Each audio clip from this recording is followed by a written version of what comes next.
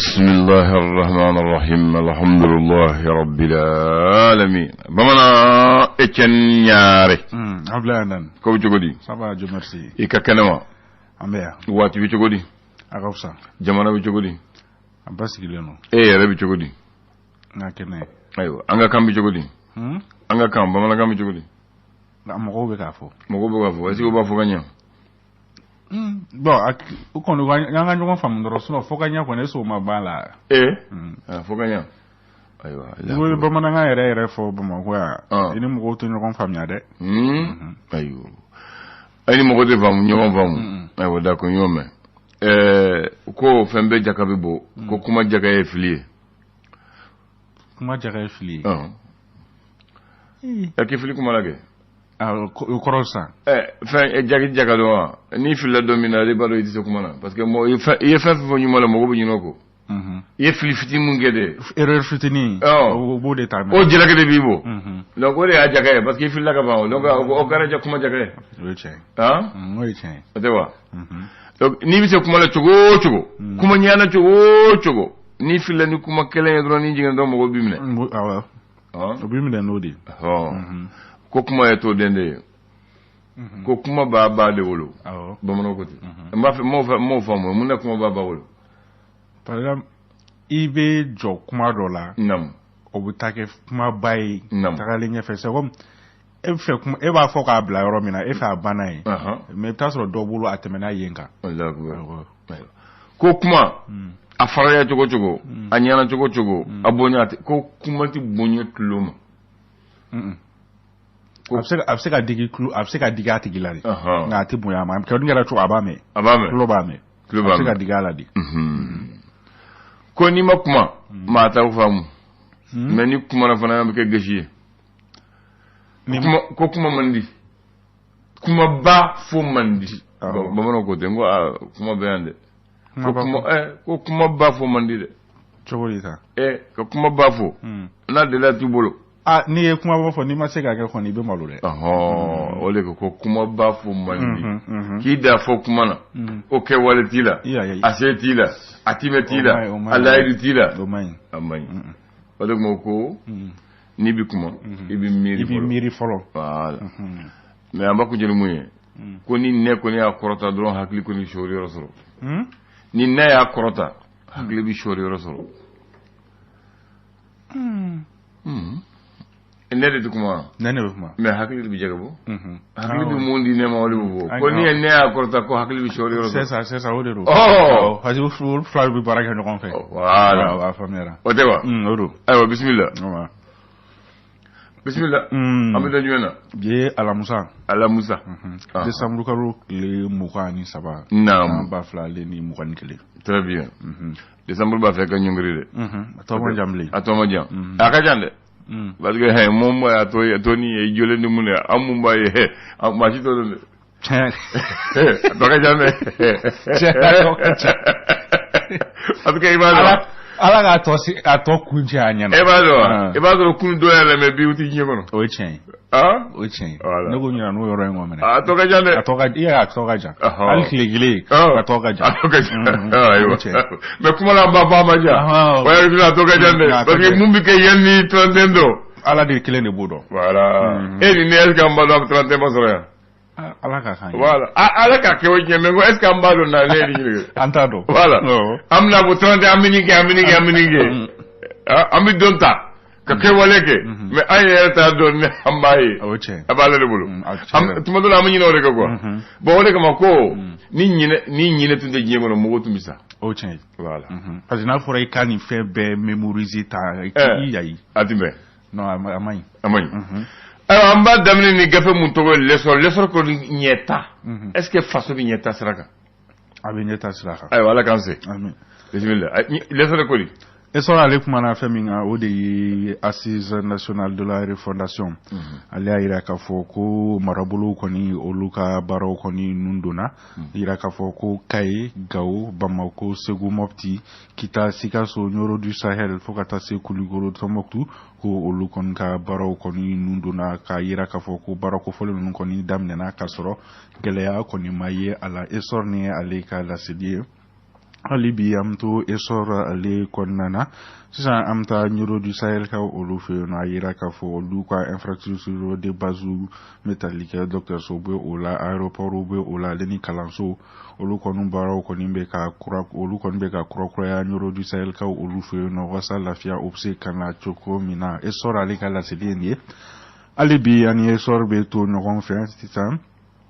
métallique ko Patrice Motsepe ni ale koni kafu nyama ye ale ya ira ka foko ale ni asimi kon ka nyokon koni ko okoni ojara ale ye kusube ko okon masara fe chama oka esora ale ka la seli oyini ame esor bla amtani indicateur du renouveau ye indicateur du renouveau munde ba kono bisongoda no indicateur du renouveau kumana ko le 3 décembre nyangata koni bamancha wali nyangata koni mamunu soro bayangara mara konna ku deme kon taraka nyashi uma baloko ta fanfela ula indicateur du renouveau ni adeka la cedie alibi bamancha wali koni o keleli ukumun konnana indicateur du renouveau iraka foko yala ko Wagner ka chedem folo ku yala ko olube malla yan fwa iningal koni tamulembe indicateur du renouveau aldefe indicateur du renouveau ala iraka foko sidaw moko koni olu kon ba fe ka Mali koni jagoya ka kalata koni ke wakati kumi koni ku fole noni oye février kalo nato esamba fla alini muga ani fla ko ka kalata ke o kon na jagwa ola sidaw moko olu ka lanyini indicateur du renouveau ala la silu l'indépendant avec la silie jume indépendant ale kumana famin kan o de ye ko premier arrondissement moko olu kon nga wuli ka jokon kera sababu ye ka mado kon mine mi yara kube ire ke fintigila ka ka soro fintigila ka te o fana bige bige Mali ngona mana fan fo be ado e koy d'accord ko ka fintigila ka kuma mi yara kube ire ke fintigila ka soro chente kon premier arrondissement moko ka wuli ka jokon ni o kera sababu ye ka ni ma ko folon kon nga teke ke Allah indépendant ale ka lasili o ni alibiani indépendant beto ngon fe ko kunungo assise nationale de la refondation métallique marabulu kon na ko olu koni baraw koni nunduna ira ka fo ko baraw kon me ka boli femi ka ko parti politique olu ka baraw tabulo sinsin keleno o kan ko ga yelema do ola alini anga institution olu kon na ko ga yelema chaman kon do ola ira ka fo ko baraw koni famba be ka boli ninde kan assise nationale de la refondation ale hukumu konnana indépendant ale kala seli do ali biyamto indépendant ale konnana indépendant ira ka foko force conjointe du G5 Sahel ko olu koni nyinine no krengrena la bamancha wale kon kelela Sahel jamana o konnana ko alni o yasro sebate aye ko olu kon la nyinine no Sahel jamana moko kon fe bamancha wale kelela ko alno asro yelama kon be ka do force barkana ale tabulo kon na malano ko force conjointe du G5 Sahel ale demander le no bamancha wale o keleli ola indépendant ni ale ka dasidi indépendant black refe anga Soleil Hebdo do kuntle anga le jenitle burakanya Soleil Hebdo ale kumalo no feminga ode ko ben le cerveau ko yala ale naka immunité ko o perdiwa ni ma ko fole ra kon sente malu ko nga nyangilu kon taleno ka akon segere kirita fanfela o kon na plainte do no a contrôle ko yala immunité mimbe akanko abna o perdiwa Soleil Hebdo ale kambe kan ningal koninka o tengu ale bi yani Soleil Hebdo ale beto no kon fe El Gazima wanani ale minusuma nyama ye hambe wakati mna ko sisa ko awle kon be ka demeta kanya shi minusuma mko ma krengrenya la uka chede munun kon nimbe terrain sans fait ko abeka demeta kanya shi oluma Soleil Hebdo ale ka la selido ali biani Soleil Hebdo be to no kon fait seguna ma kulibali ni ale métallique comité suivi du Sahel o nyama kondo ale la selido ke kaira ka foko ukon makobe Sahel jamana mununa Sahel jamana kon kumunun konnana ni marama femme mamunu bolu marama femme ko fole mununi olu kon srola jelian strafe ka sura makani bingani wala ale ni ruhu wale ko makobe o Sahel jamana olu de la fasa ka sega bamancha wale ka sega dankari ala choko mina Soleil Hebdo ni ale ga la selie le soir de Bamako oula Bamako oula ale kumana femme kan o de ye ko Wagner mako ko olu kon ba fe ka u ka cede keme findi la ka keme duru kon blanc na Mali la folo wasa ka se ka bamancha wale ka okele soir de Bamako ale ka la selido ali biani soir de Bamako beto nyokon fe ayera ka foko ngando kon be nore enfant fe krengre na la sema koni ale chedo nkolu be faran ngan konna wasa ka se ga fanga ira do kon ken na fo mako démonstration de force ku u kon be o bara la be una Mali nore enfant fe soir de Bamako ale ka la selido ali biani soir de Bamako beto nyokon fe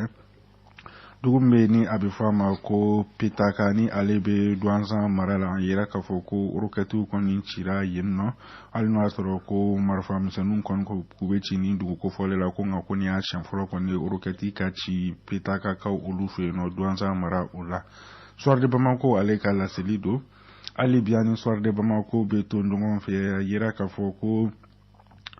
Orange aleni Malitel ko ulu kon kayna musaka do kon sara erema ko temire ni orere réseau malien de consommateurs de téléphonie mobilier ko kayna musaka do sara uye ka sabuka ko répondeur ko koni ko ubeka o tabulu kon ke chugo mina maliano ko o koni ko o maya musaka ko folimbeti jo sifa war milliard keme ani akunga fin o konna répondeur ko ka répondeur we ka ke chugo mina malla ko tabulu mai donc mu kon no kayna 171 milliards 960 millions 360 000 francs CFA ko ngo de sara irema ko tem ko uluye soit de Bamako ale gala selido o na fulé ni ya duma ko ale je ko do ni dia otea na fulo ko dia na fulo ko do ma fo berede ngo do ni dia ndo do ni no voilà o bembo abibo ni ye na fulo soro mumbi mo nyaw kanyina ni kere bana ni kungoti bon bana o koro bana di bana do ça voulait bana ça génial bana abe mo min kuna me ati son hadi ay bana e mo mun wari yere babbulo a wari na fulo tigi wode bana na fulo tigi korodi wari mugu jebi bolo a bagambi bolo a sumambi bolo a sobi bolo a hadema bi bolo ni bi fenfe ni napoli bi fenfe so abi mo mun bolo de bana e ba managana o mo go be ya ay mo go be ge badende be ala di jabe malaya o ba fo ni mabana wori tigi be wori mugu ba bolo me fente me bana yere ni e fenfe ni na ba bolo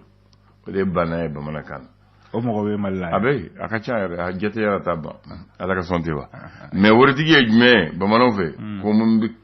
mun bi kari wori tigi abiku aita di itege magelen fantom fe ete wori tigi mun baldi mi madi wala mun bi kari wori tigi wala wodi na folo tigi odewa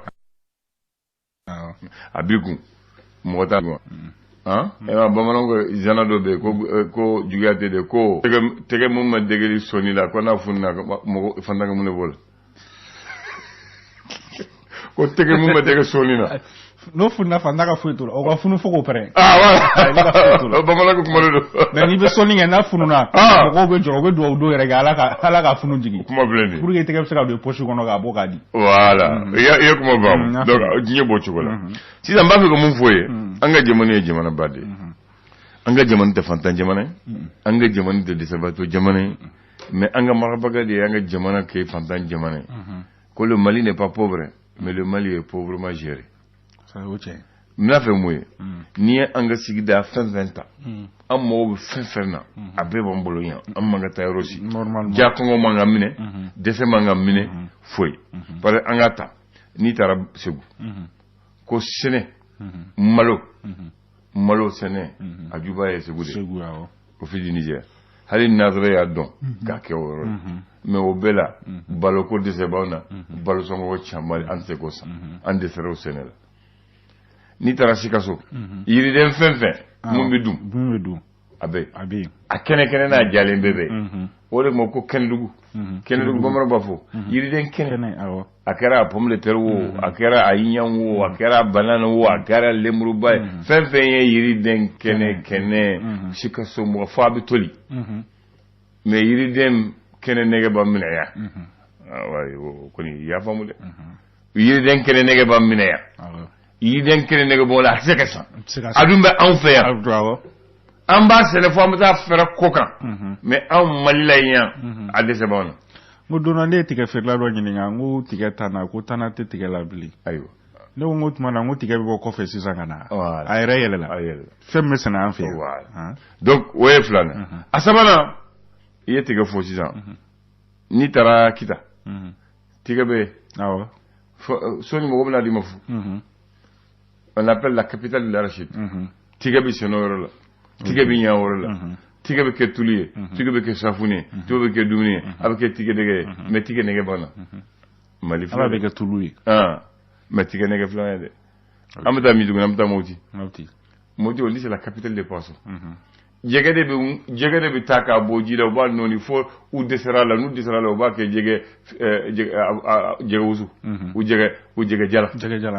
n'a tun b'a fɛ ka toli n'a ma san u b'o kɛ jɛgɛ jala ye u b'o cɛ ci k'a bila tile la o de ja u b'o kɛ jɛgɛ jala ye n'a caru bolo yɛrɛ u b'a wusu k'a kɛ jɛgɛ wusu ye ka n'a fɛra ma yan Bamako mais an bɛ waati min na jɛgɛ dɛsɛ b'a fɛ ka minɛ mais est-ce que jɛgɛ yɛrɛ bɛ Mopti bilen yan ayiwa question i y'a faamu dɛ a ma ban dɛ kɔgɔ timiya kɔgɔ ɲuman an ka maaya tɛ ka taa n'i taara tɔ denni kɔgɔ de bɛ yen f'a tɛ se ka ban mɔgɔw t'a ta ka na u b'a bɔ yan ka taa fɛrɛ kɔ kan mais an bɛ taa tubabu kɔgɔ de san a sɔrɔ an ka yɛrɛ kɔgɔ ɲuman b'an bolo kɔgɔ mun tɛ tension k'i la a tɛ bana a jɛlen don fana a ma ban dɛ an bɛ taa n'i taara Kucala koori de b'a fɔ k'u wuli koori ye jumɛn ye fɔlɔ an ka muso n'i taara koori bɛ parata koori bɛ kɛ duloki ye koori bɛ kɛ fini ye koori bɛ kɛ dra ye a bɛ kɛ birifini ye a bɛ kɛ duloki ye mais sisan et puis a kisɛ yɛrɛ fɛnɛ bɛ kɛ tulu ye o bɛ kɛ fɛngɛ ye kɔɔriko fɛngɛ baganw bɛ min dun bagan ka dumuni sisan gɛsɛdala yɛrɛ dɔgɔyara gɛsɛdala ye man di dɛ ne ta fɔ a ye mais an ka dɔgɔyara voilà koori b'an bolo an ka ladilafini ni sisan tɛ o premier ministre b'a ko an b'a fɛ ka dɔ b'a la mɔgɔ yɛrɛ tun t'a dɔ de b'a la o du ɲɔgɔn tun tɛ donc hali yɛrɛ o bɛ don ba la cogo di n'a fɔra ko o film ni fɛnw bɛ ka taa san Burkina kan Comatex fɛngɛ datugulen don voilà kuma ka ca dɛ bon filɛ nin ye dɛ a ma ban dɛ n'i taara dire yan fɛ kɔrɔn fɛ alikama sɛnɛyɔrɔ de don alikama i bɛ alikama dɔn alikama de bɛ kɛ farin de bɛ kɛ buru ye farin bɛ kɛ gâteau ye ko farin yɛlɛla buru min sɔngɔ bɛ yɛlɛ f'u bɛ taa gɛrɛfu la o fɛn min bɛ k'o ye o bɛ sɛnɛ an fɛ a bɛ sɛnɛ an fɛ dire l'opération blé de dire a bɛ sɛnɛ i t'a to ten sa a ma ban dɛ an bɛ taa an mago bɛ sanu de ye wari mara fɛn ye sisan tubabu b'u sanu ta ka taa bila banque la n'a gɛlɛya u b'a bɔ k'a fɛɛrɛ a bɛ kɛ wari ye Kayi mara bɛɛ ye sanu ye non Kayi région bɛɛ kɔni Kayi bɛɛ ye sanu ye Kayi bɛɛ sanu a fɔ n'i tɛna tɔmɔ mais sanu tɛ sɛbɛn na sanu tɛ se ka taa maliyɛn sanu a bɛ bɔ anw fɛ a bɛ taa fɛɛrɛ mais sanu nɛgɛ bɛ anw na Mali la yan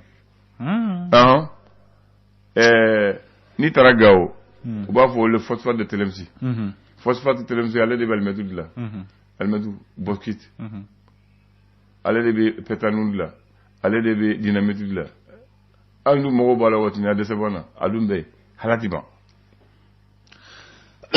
an ka jamana filɛ o de kama an ka jamana nin ala y'a d'an ma an ka jukɔrɔ nafolo a bɛɛ ye hala ti ban tubabu kɛlɛ kɛ o de nɔfɛ mais an yɛrɛ dɛsɛra k'a kɛlɛ k'an bɛn k'a bɔ ka mɔgɔ ɲɛ n'a ye a bɛ taa mɔgɔ wɛrɛ de mɔgɔ ɲɛ an ka jɔ yan bi dɔrɔn ala ka sababu ɲuman amin ya rabbi donc an ka jamana fantan jamana tɛ dɛ ala y'an sɔn an yɛrɛ ma an yɛrɛ sɔn ka baara kɛ ka ɲɛ an ma hakili ɲuman sɔrɔ tuma dɔ la an bɛ ɲɛmaa mun sɔrɔ fana u tɛ ɲɛmaa mun hakili ɲuman b'u la ala k'an bɛn ni hakili ɲuman kan bɛn